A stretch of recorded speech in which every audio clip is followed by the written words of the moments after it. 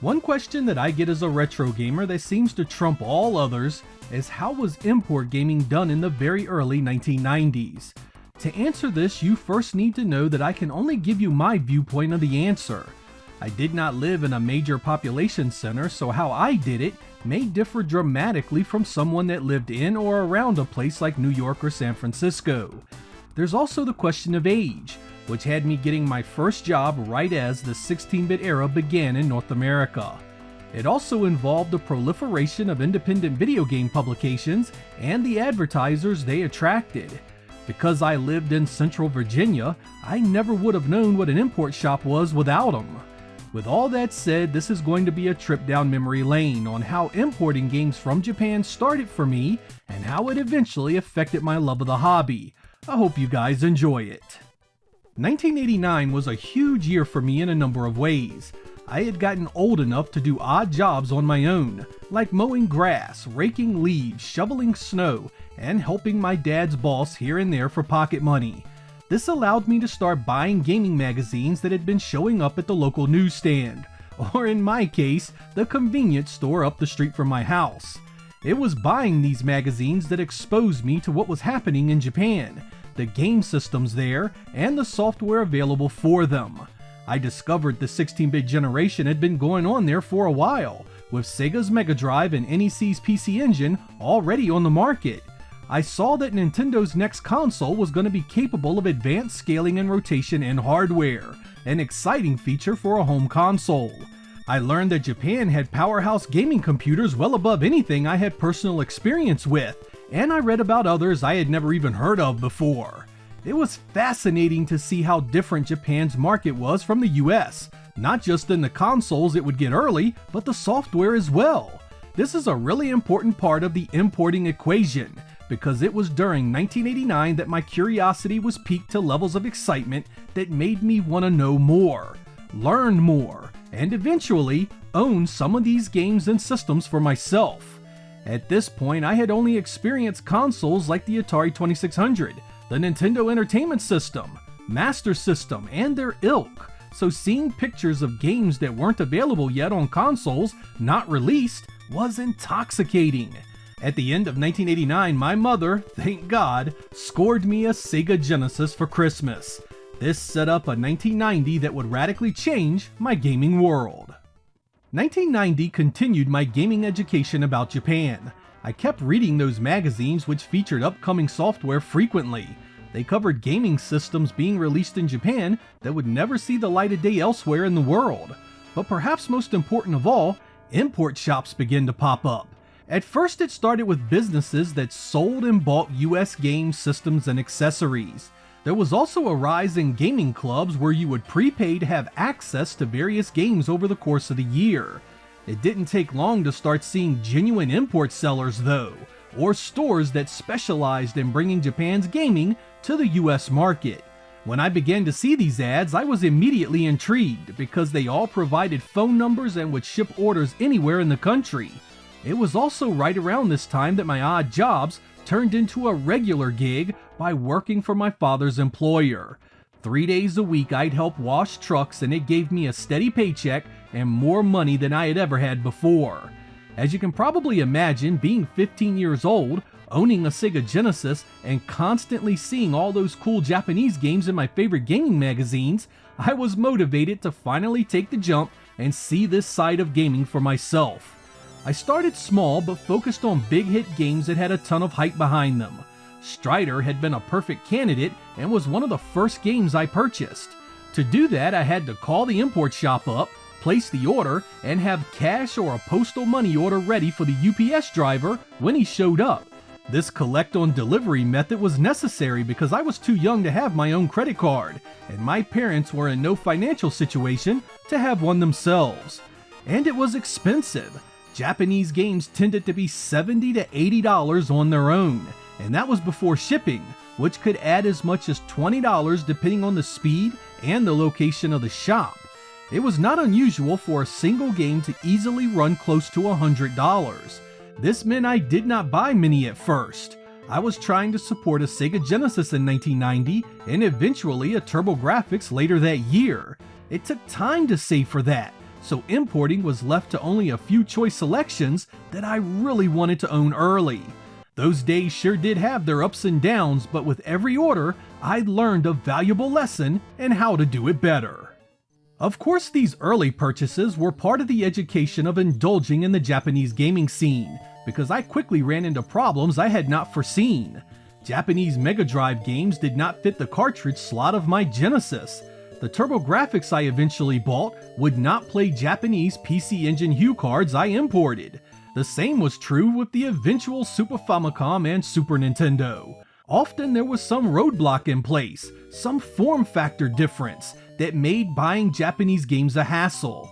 You could eventually buy adapters to circumvent these headaches, but early on it led me to my very first modding experiences.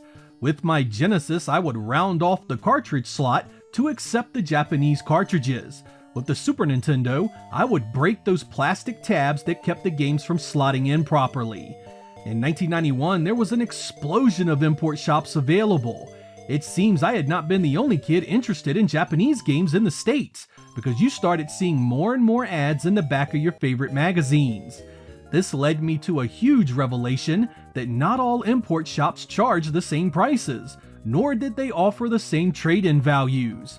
Now that there were more options, I needed to shop around and see what I could get for my money. Some places would do a buy one get a percentage off the second game. Some places would offer to pay shipping if you were trading in enough games. Some would let you return games, some not.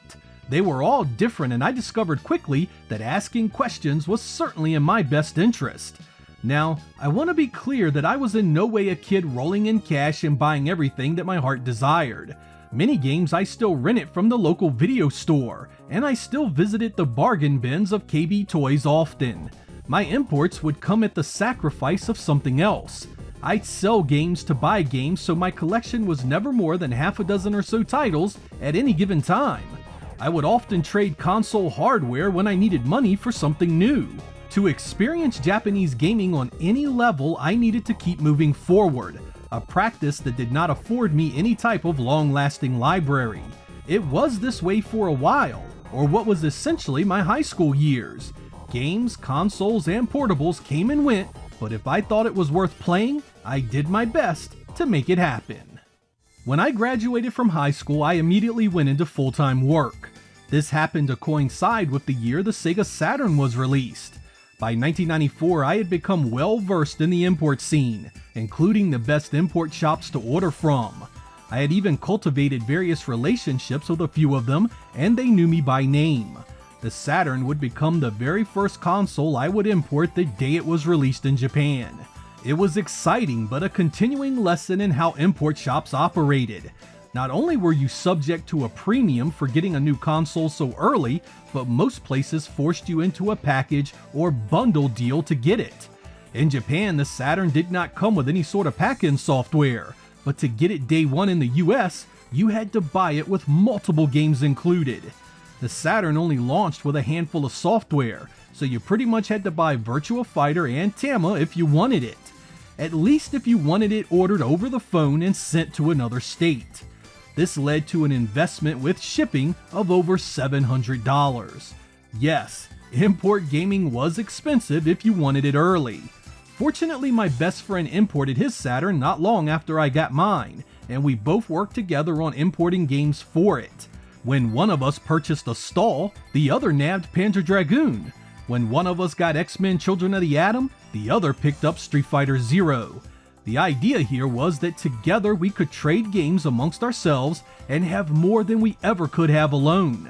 We even had a third friend who bought a US Saturn at its release, and for a time, he was part of our Saturn-loving collaboration.